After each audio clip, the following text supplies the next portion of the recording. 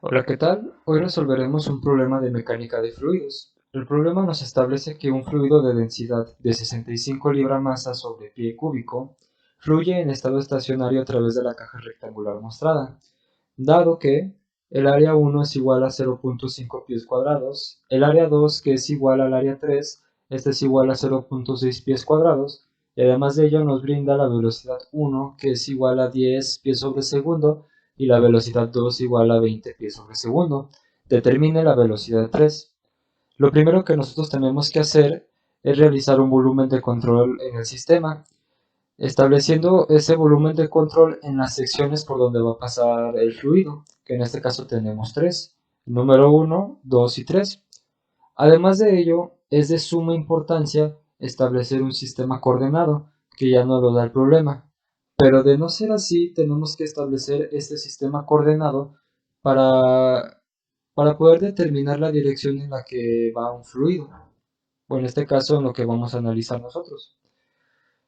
Para ello, podemos pasar a las suposiciones. Estas suposiciones se hacen debido a que nos los da el problema o los podemos deducir de tal forma que nos permite simplificar ciertos términos de la ecuación para que nuestra ecuación sea más sencilla de resolver. En este caso, tenemos que el número 1 es un flujo estacionario, es decir, que no hay variación con respecto del tiempo, esto es igual a cero, que incluso ya viene establecido en el enunciado. En el número 2 tenemos un flujo uniforme, pero ¿cómo establecemos que es un flujo uniforme?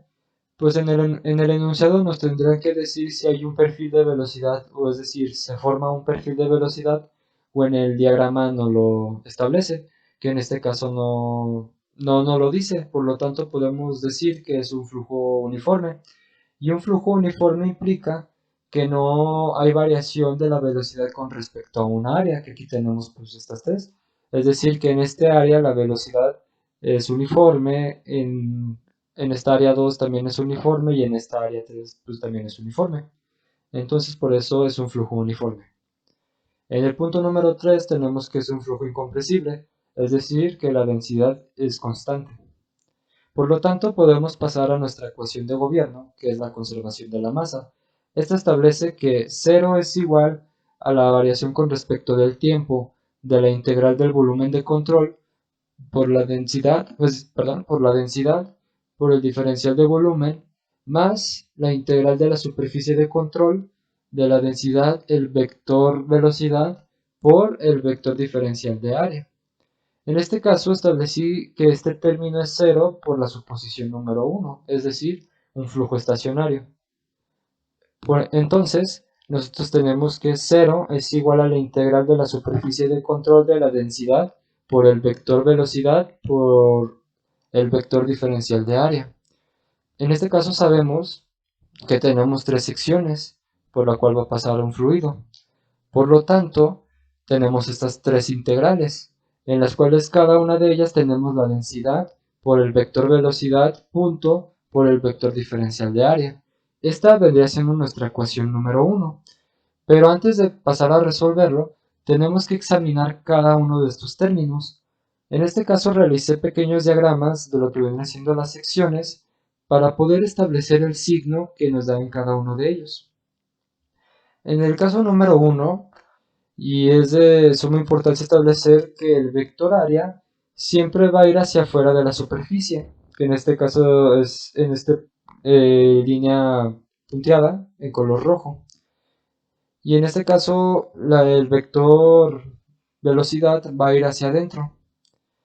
Por lo tanto, cuando es de entrada vendrá siendo negativo. ¿Pero por qué? En este caso es porque entre los dos vectores se va a formar un ángulo de 180. Como es un producto punto, el coseno de 180 vendría siendo igual a menos 1 y tendríamos el producto de sus magnitudes. Es por ello que el producto del vector velocidad por el vector diferencial de área, este es igual a menos la magnitud de la velocidad 1 por el área 1. Ahora, en el caso 2, como ya sabemos que el vector área va hacia afuera de la superficie, incluso la velocidad también va a ir afuera. ¿Esto por qué lo establezco? Debido a que, dado los datos que nos están dando, nos dice que es 20 pies sobre segundo, pero en dirección Y. Como va en dirección Y y ya tenemos nuestro sistema coordenado, entonces pues iré hacia arriba. Y por lo tanto, como es de salida, vendría siendo positivo. Ahora, tenemos que analizar en el punto 3, que es la velocidad en donde nosotros queremos determinar. Pero en este caso, como ya sabemos que el vector área va hacia afuera de la superficie, y en este caso nosotros vamos a decir que la velocidad va a ir también hacia afuera. Por lo tanto, como va hacia afuera, tenemos que vendría siendo signo positivo, es decir, que el producto de la velocidad del vector velocidad 3 punto por el vector diferencial de área 3 vendría siendo igual a más la magnitud del vector que vendría siendo de velocidad 3 por el área 3. Bajo la examinación anterior y por la suposición 3 y 2, que vendría siendo por ser un flujo uniforme, es decir, que no hay variación de la velocidad con respecto del área, y como es un flujo incompresible, tendremos que la densidad es constante. Por ende, podemos sacarlas de la integral, pero ya con el signo que nosotros examinamos. Por lo tanto, tenemos que 0 es igual a menos la densidad por la velocidad 1 de la integral en la sección 1 por el diferencial de área. Y así en nuestros tres términos. Al momento de nosotros integrar un diferencial de área, vamos a tener el área total. Por lo tanto, nos queda que 0 es igual a menos la densidad por la velocidad 1 por el área 1, y así en cada uno de los términos. Ahora, tenemos que descomponer en sus componentes la velocidad 3. ¿Esto por qué? Porque se nos forma un ángulo de 60. Entonces, tenemos una opción 1, tomar el ángulo de 60.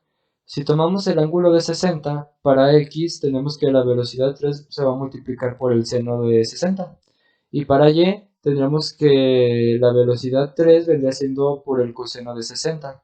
O podemos tomar la opción 2, que es con el ángulo de 30, que para x vendría siendo la velocidad 3 por el coseno de 30, y que para y vendría siendo la velocidad 3 por el seno de 30. Una vez establecido esto, debemos determinar la velocidad 3.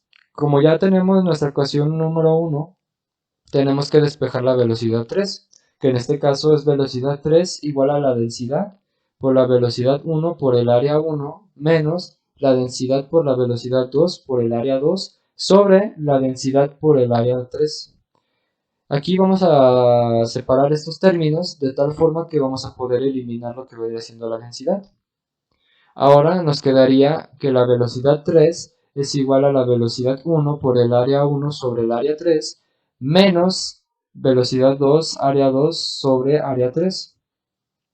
Este menos viene establecido debido a que como estamos despejando, así nos quedarían los signos. Por lo tanto, conocemos velocidad 1, área 1, el área 3, y también conocemos velocidad 2 y área 2, perdón. Por lo tanto, para la velocidad 3 tenemos un valor de 5 pies sobre segundo. Sin embargo, tenemos que establecer sus componentes debido a que inicialmente nos está dando que la velocidad 1 vendría siendo con respecto al eje X, la velocidad 2 vendría siendo con respecto al eje J. Entonces, para ello, tenemos que en X tenemos 5 pies sobre segundo por seno de 60, que vendría siendo igual a 4.33 pies sobre segundo. ¿Por qué seno de 60? Porque yo estoy tomando la opción 1, es decir, con el ángulo de 60, que para X vendría siendo el seno de 60. Entonces, en Y tenemos que 5 pies sobre segundo por el coseno de 60 vendría siendo a menos 2.5 pies sobre segundo. Pero ¿de dónde sale este menos si aquí no tenemos ningún signo menos? Pues esto lo establecemos debido a que al momento de descomponer las fuerzas tenemos un sistema coordenado. Y como la velocidad 3 en Y va a ir hacia abajo, por lo tanto será negativo. Ahora, para el resultado lo tendremos que hacer de manera vectorial, es decir, que la velocidad 3 es igual a 4.33 pies sobre segundo en X menos 2.5 pies sobre segundo en J.